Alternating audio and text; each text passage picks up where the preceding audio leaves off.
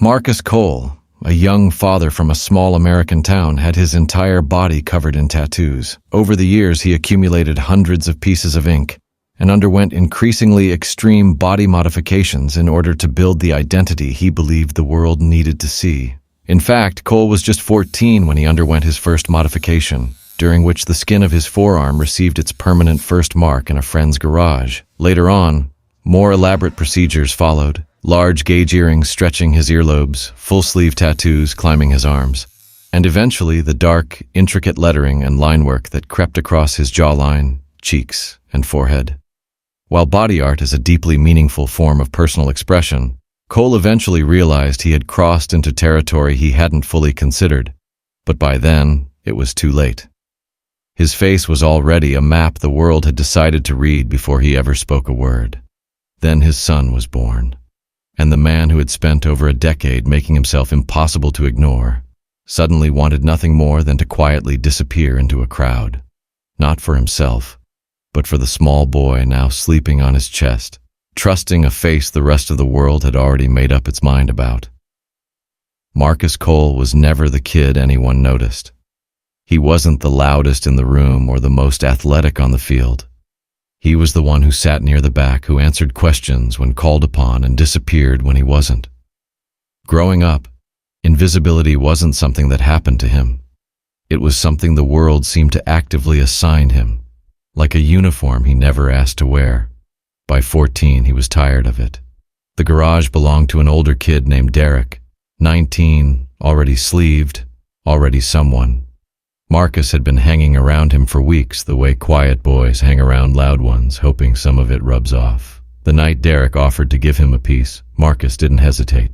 He sat down in a plastic lawn chair under a single work light, and for the next hour, he felt something he hadn't felt before. Not just the sting of the needle, something underneath that. The feeling that what was happening to his skin could not be undone, that for the first time in his life, he was doing something the world would have to look at. He walked home that night with a wrapped forearm and a secret that felt enormous. He didn't tell his mother for 3 days. When she finally saw it, she was upset in the way mothers are when they recognize something has already become a part of their child that they can't remove. She was right. It already had. The ears came next, small plugs at first, then gradually larger, the lobes stretching slowly over months in the patient, deliberate way that Marcus would come to apply to everything. He wasn't impulsive about it. That was the part people misunderstood. Each modification was considered. Each one was chosen. A chest piece at 16. A wide, dark design that spread across his sternum like a wingspan. A throat piece at 17 that made his school vice principal call his mother in for a meeting. Marcus sat through it calmly, already somewhere else in his mind, already thinking about what came next. Before we dive in, if you're new here, take 2 seconds to like this video and subscribe to the channel. We tell stories like this one every week and you don't want to miss them. Now let's get into it. By 18, he had stopped counting individual tattoos and started thinking in terms of coverage. His arms were becoming a continuous story, his chest connected to his neck. His neck was beginning to reach toward his jaw. There was a logic to it that made complete sense from the inside.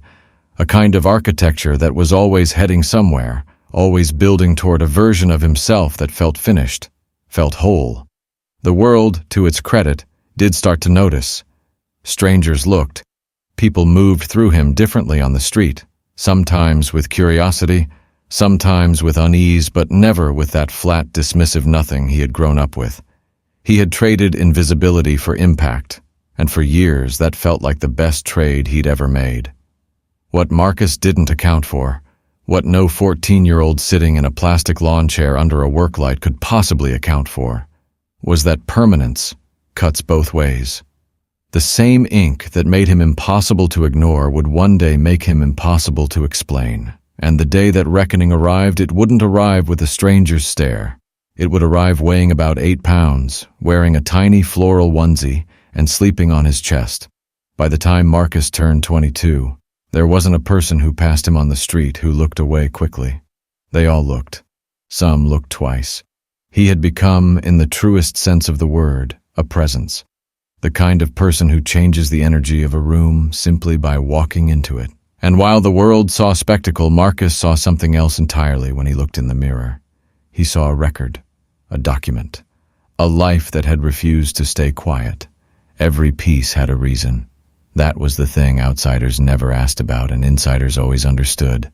The wide chest piece he'd started at 16 had grown into something larger by 19, a sprawling, dark design that incorporated the initials of his younger brother, who had spent 2 years in and out of hospital with an illness that nearly took him. Marcus had sat with him through the worst of it, had held his hand in waiting rooms, and pretended to be calm. The ink on his chest was where he put what he couldn't say out loud. The sleeve on his left arm began the summer he lost his first job.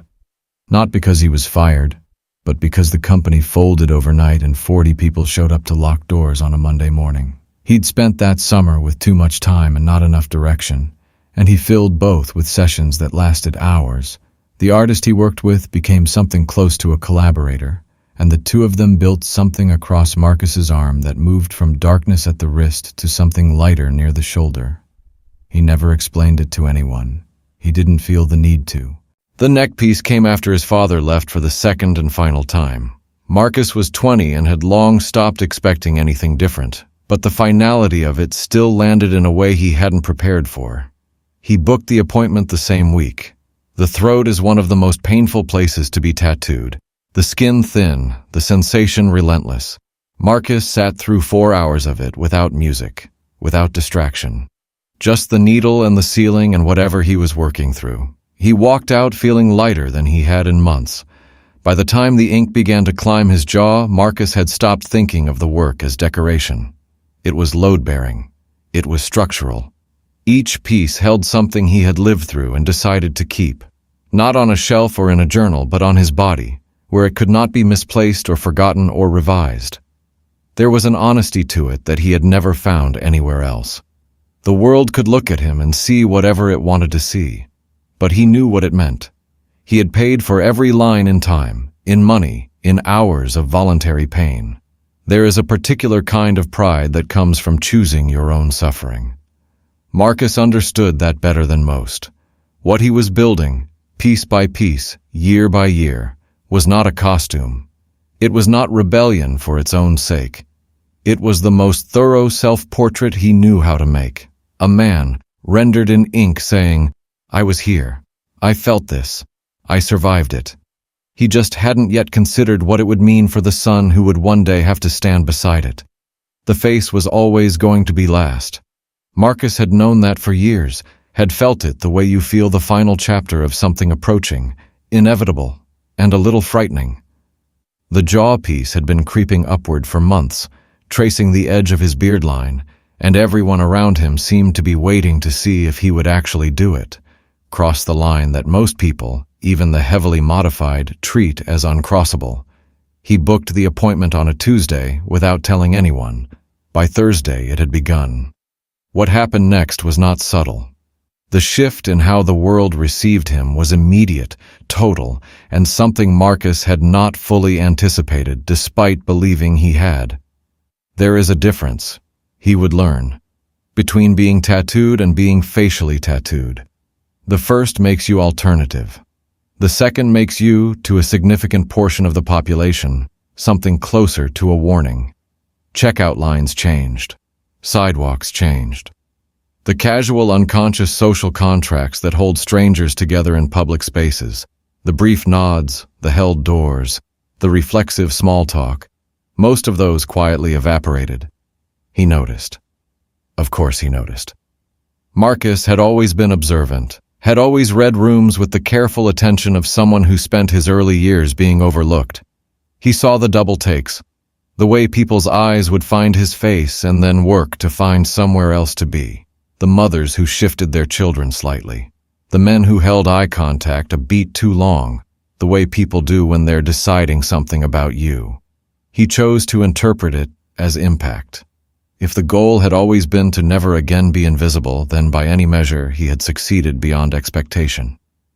He leaned into it, sat straighter in public spaces, met every stare with a calm, level gaze that said, "Yes, this is intentional, And no, I am not available for your discomfort. There was real power in it, and for a time that power felt clean. But underneath it, and this is the part Marcus would only admit to much later, something had begun to shift. Not regret, exactly. Something quieter and harder to name. There were mornings when he caught his reflection at an angle he wasn't expecting and felt, for just a fraction of a second, a flicker of something unfamiliar. Not shame, more like distance. As though the face looking back at him had traveled further from the 14-year-old in the garage than he had consciously intended. As though the architecture had grown beyond the original blueprint. He ignored it the way young men ignore most things that don't have an immediate solution. He booked another session, added more detail to the work already climbing his cheekbones, went further. The answer to doubt, as far as Marcus had ever known, was commitment. You don't retreat from who you are, you go deeper into it. What he couldn't see then, what none of us can see when we're standing at the height of something we've built, was that the cracks don't announce themselves. They don't arrive with drama or warning. They arrive quietly in ordinary moments, in the face of a stranger on a bus, in the silence after a job interview ends too quickly, in the eyes of a newborn who has never once looked at him with anything other than complete, uncomplicated peace. The baby arrived on a Wednesday morning, loud and red-faced and furious in the way that newborns are, as though the world they've been delivered into has already failed to meet expectations. Marcus stood in the delivery room in a hospital gown they'd made him wear over his clothes, his tattooed hands gripping the bed rail, and felt something happen inside his chest that he did not have a word for then, and still struggles to name now. It wasn't joy exactly, though joy was part of it. It was more like the sudden, vertiginous sensation of understanding that everything you thought was important had just been quietly rearranged without your permission. They named him Ryder. By evening, the hospital room had emptied of nurses and noise and the particular kind of controlled chaos that surrounds a birth. Marcus's partner slept, finally and completely, the way a person sleeps after extraordinary physical effort. And Marcus sat in the chair beside the bed with Ryder against his chest, the room dim, the corridor outside gone quiet, and did not move for a very long time. The baby was impossibly small. That was the first thing.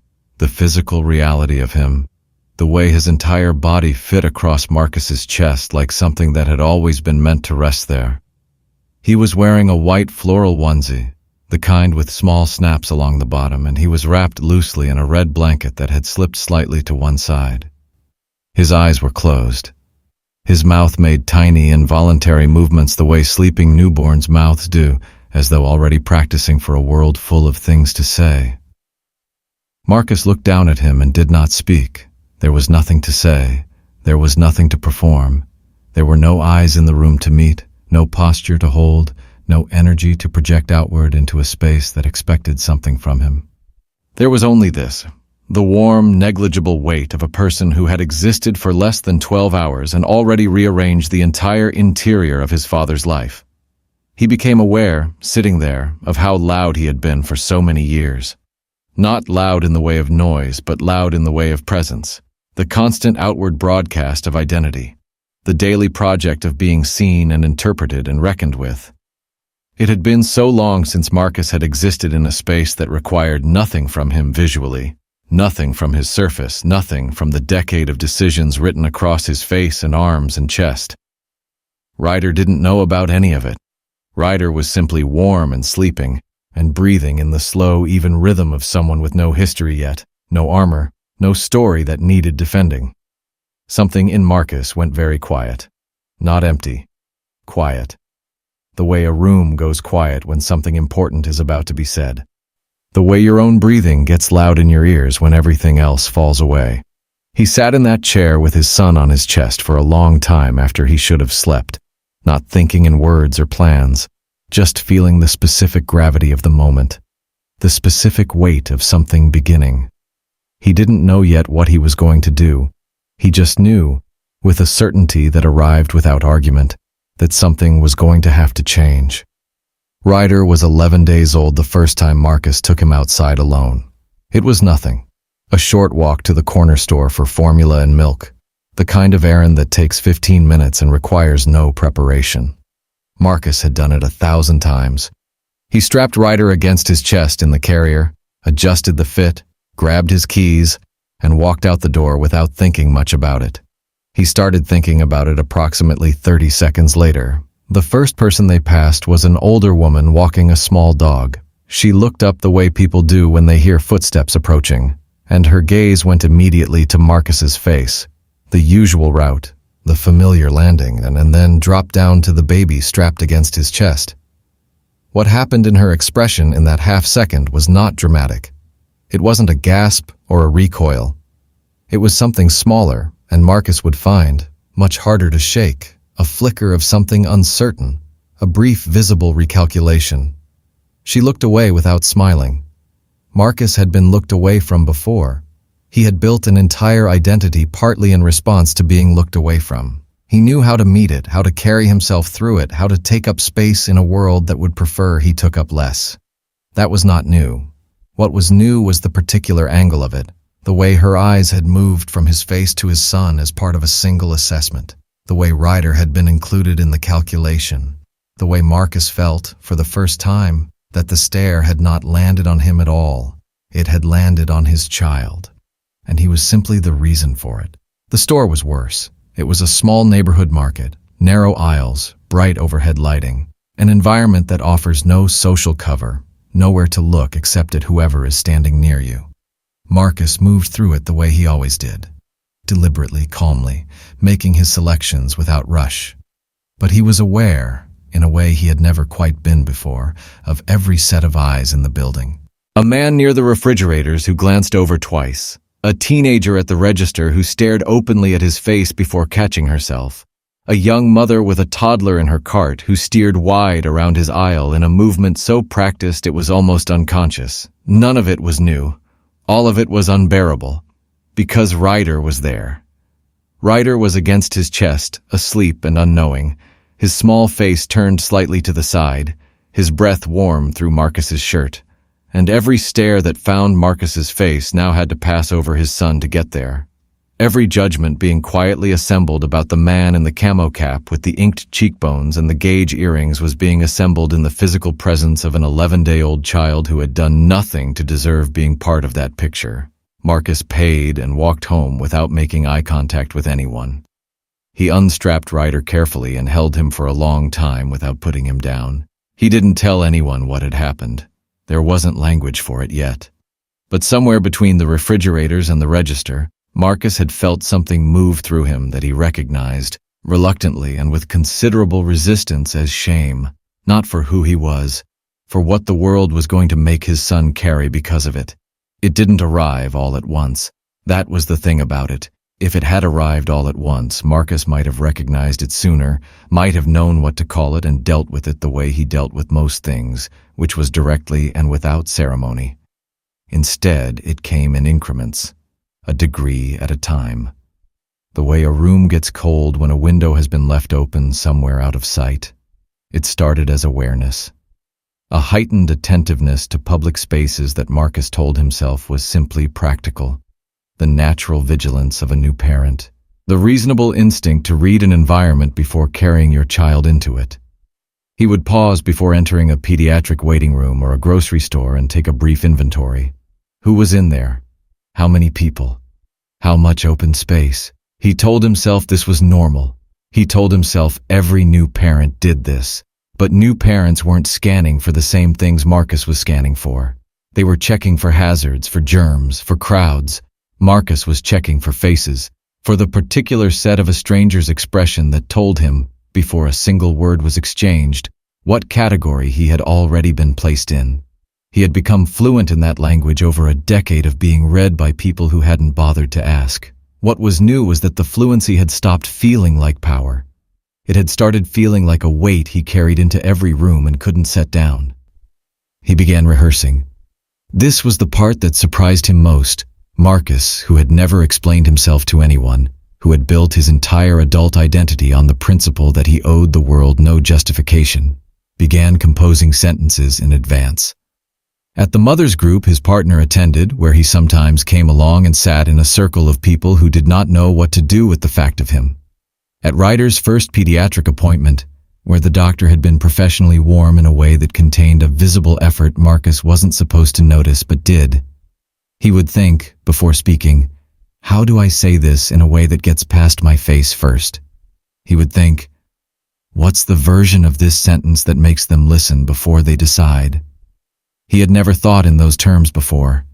He had always led with exactly who he was and considered the reactions of others to be their own problem to manage. That version of himself felt increasingly like someone he was reading about rather than someone he was living as.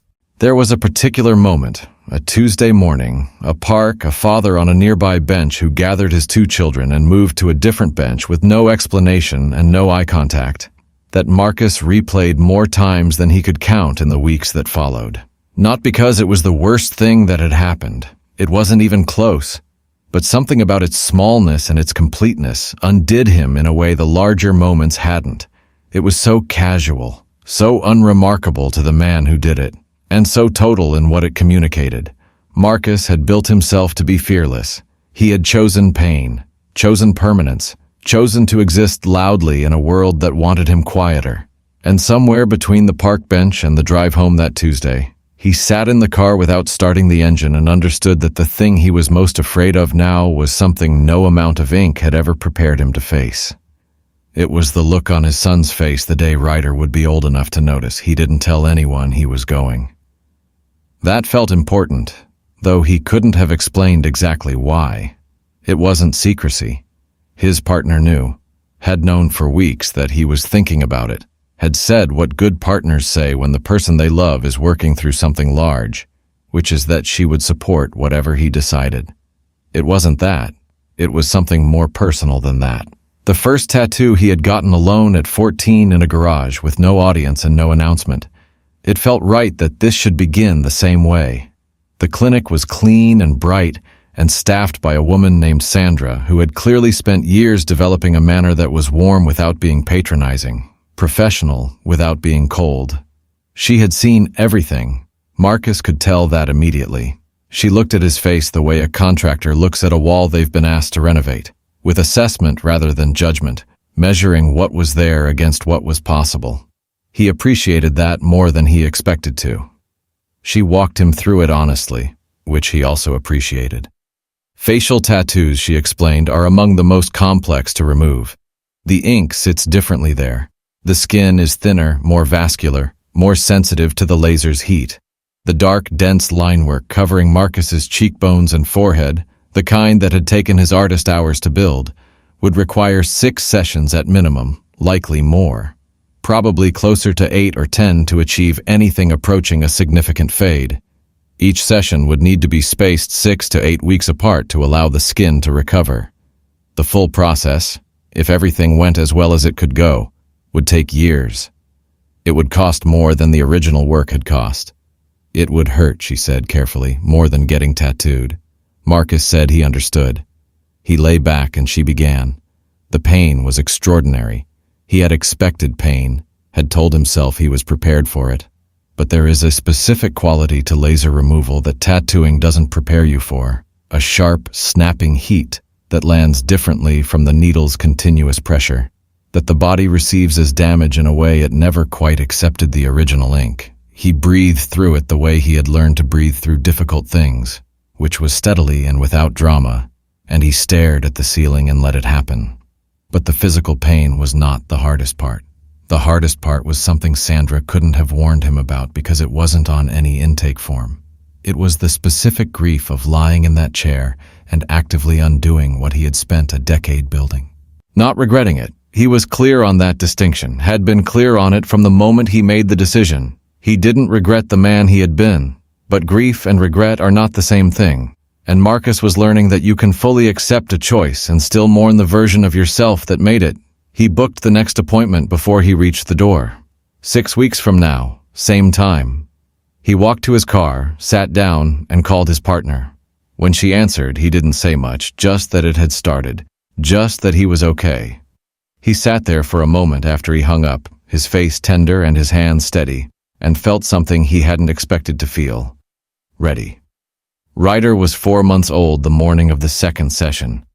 Marcus had fed him at 6, held him through the slow, drowsy process of falling back to sleep, and then passed him carefully to his partner before driving to the clinic in the early quiet of a Tuesday that hadn't fully decided what kind of day it was going to be. He thought about his son the entire drive. He thought about him in the chair. He thought about him on the drive home. This had become, without Marcus consciously choosing it, the shape that the process had taken on. Every session bookended by thoughts of a boy who would not remember any of it and would never fully understand what it cost. That was fine.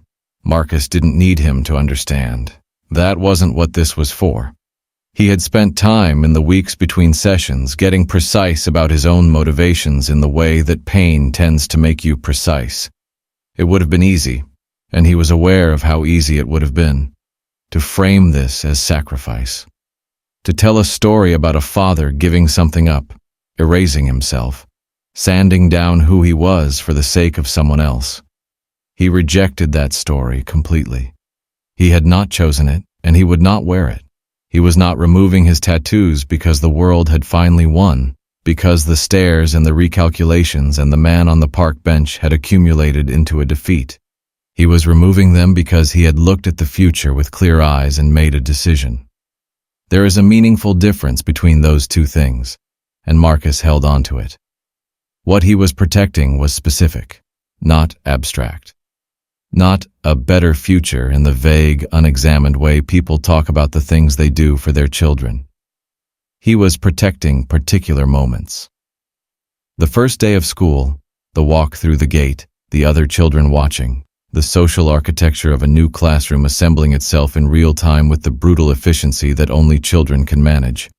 He was protecting Ryder from being the kid whose dad was the reason anyone said anything, from having to explain at 6 or 7 or 8 years old something that no 6 or 7 or 8-year-old should have to carry into a classroom and manage alone. He could not protect his son from everything. He understood that with the full, clear-eyed sobriety of a man who had stopped pretending the world was simpler than it was. There would be hard days. There would be moments that neither of them could see coming and neither of them would be equipped for. That was parenthood, and Marcus had no illusions about it. But there were also things within reach, things that sat inside the boundary of what one person could actually do. He could not change how the world treated difference. He could not legislate compassion into strangers or kindness into children who had not yet been taught it, but he could clear the target. He could remove the most visible thing, the thing that landed first and loudest and left the least room for anything else, and give his son one less hill to climb on mornings that would already be hard enough. Session by session, 6 weeks at a time, however long it took. Ryder would grow up knowing his father had ink on his arms, his chest, his hands. He would grow up knowing his father was someone who had lived fully and permanently and without apology. But with any luck, with enough sessions and enough time, he would grow up able to walk into a room beside his father without the room deciding everything before either of them spoke. That was enough. That was everything. 8 months in, Marcus stood in the bathroom mirror on an ordinary morning and saw something he hadn't seen in years. Not a blank face. Nothing as dramatic as that. Nothing so complete. The line work was still there, would be there for a long time yet, possibly in some form forever. But it had softened. The dense, dark architecture that had covered his cheekbones and forehead had begun to recede in the way that things recede when you've been patient with them. Gradually, unevenly, in a way that was difficult to measure day to day but undeniable across months. He looked like himself. He also looked like someone in the process of becoming something he didn't have a name for yet. Both of those things were true at the same time, and for the first time, that didn't feel like a contradiction. Ryder was on the bathroom floor behind him, occupying himself with the kind of profound, wordless concentration that 8-month-olds bring to objects that adults stopped finding interesting decades ago. A plastic cup, a hand towel, the light coming through the gap under the door. Marcus watched him in the mirror for a moment. His son, solid and certain on the tiles, entirely absorbed in the business of being alive, and felt the particular quality of love that doesn't announce itself, that just sits in the chest like something permanent and weight-bearing. He picked him up, got his jacket, and went outside. The stairs were still there. He had not built himself into the kind of man who expected the world to change on his behalf, and it hadn't. People looked. The face that had stopped rooms for years still registered as something outside the ordinary. That was not going to resolve itself on any timeline he could control, and Marcus had made a quiet peace with that fact somewhere around the fourth session, in the car on the drive home, in that specific mental space that pain and repetition tend to open up. The world was going to look. That was simply true. But something had shifted in how he met it. For years, he had met every stare with projection, with the outward force of someone who had decided that being looked at was a form of power. Then for a while, he had met those same stares with a new and unwelcome vulnerability, the hyper-awareness of a man who had realized the stares now had a passenger. What he felt now was different from both of those things, quieter, more settled. He wasn't projecting outward, and he wasn't bracing inward.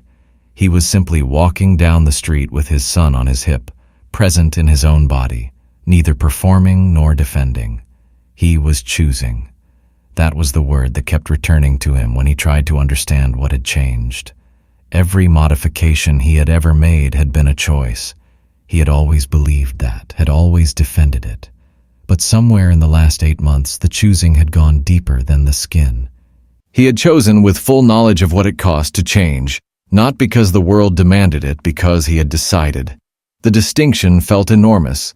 Ryder put his hand flat against Marcus's jaw, the left side, where the ink was fading fastest, and looked at his father's face with the complete, uncomplicated attention that children have before the world teaches them to look at things sideways. No assessment. No adjustment. Just looking. The way you look at something that is simply, unquestionably yours. Marcus held him a little tighter and kept walking. The man who had spent a decade making himself impossible to ignore was finally, quietly, becoming someone he recognized.